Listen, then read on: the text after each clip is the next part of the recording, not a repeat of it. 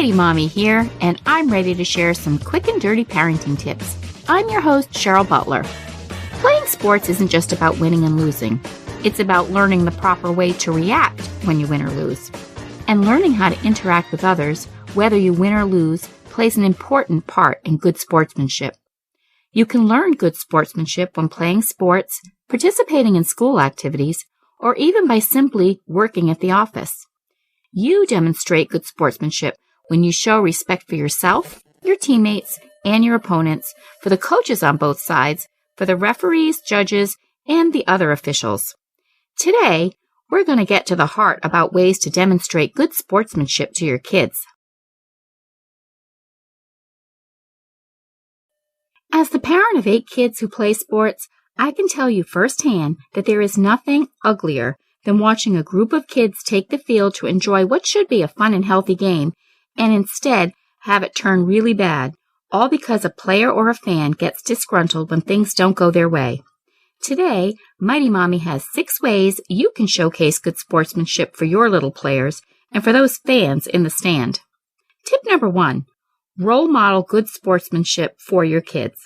How many times have you heard the phrase that kids imitate what they see? Even if your son or daughter is in the dugout and you're out in the stands, don't think for a moment that they can't hear or observe what's going on off the field. It's never easy watching an umpire make a bad call against your child or one of his teammates, but when your child plays organized sports, you might as well accept the fact that it's going to happen.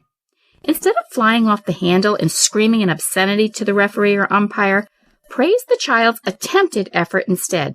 Good swing, Michael. Try again next time. Instead of, hey, go get your eyes checked. No way was that a strike. Just as important, when attending athletic events or watching them on TV with your child, refrain from criticizing or condemning athletes' performances. Tip number 2, give praise to both sides when due. Clap for a good play no matter which team accomplishes it. My boys play on a very well-coached team.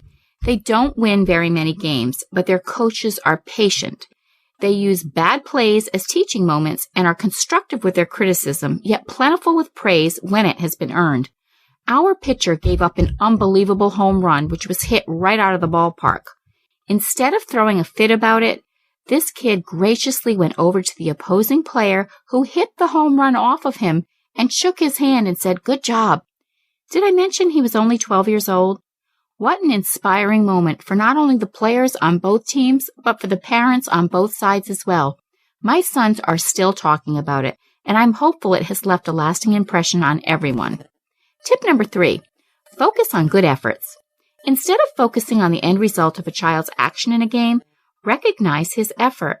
Helping the player feel good about his performance will reduce frustration and potential conflict building up within the team among the competitive performers and the players who struggle.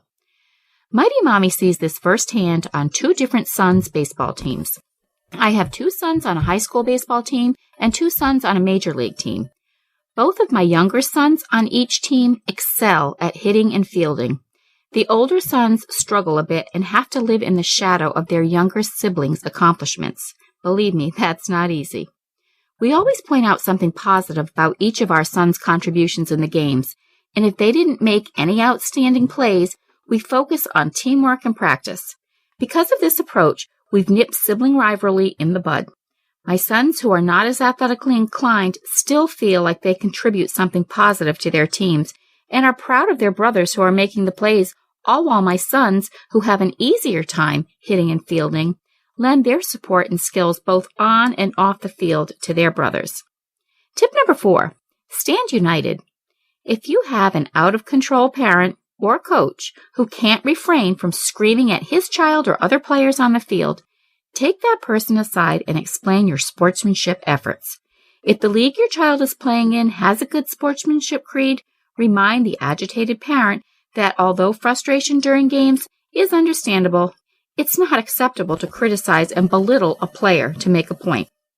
It's also helpful if your team or sport has a set of written expectations of what is and isn't tolerated in the realm of sportsmanship.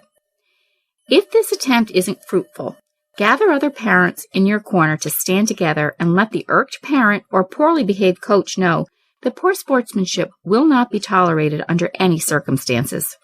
Tip number 5, win and lose with grace. Real winners win without gloating or rubbing it in, and this includes offering encouragement to teammates, especially when they make mistakes, as well as showing respect to yourself by treating others the way you want to be treated, no matter what the outcome.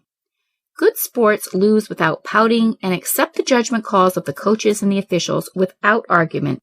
Unfortunately, parents and coaches sometimes put too much pressure on athletes, emphasizing winning at all costs. So although it's great to be a champion, it's even better to have enjoyed the process of trying to reach the top. Teaching kids to play fair while having fun is a lesson that will serve them a lifetime. And tip number 6, sportsmanship off the field. Learning good sportsmanship means finding that the positive attitude learned on the field carries over into other areas of life.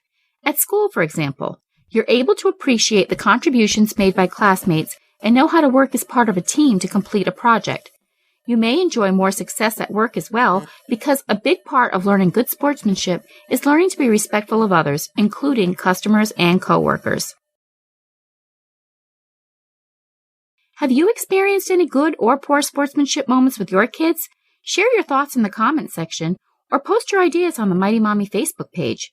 You can also connect with me on Twitter at Mighty Mommy or email me at mommy@quickanddirtytips.com.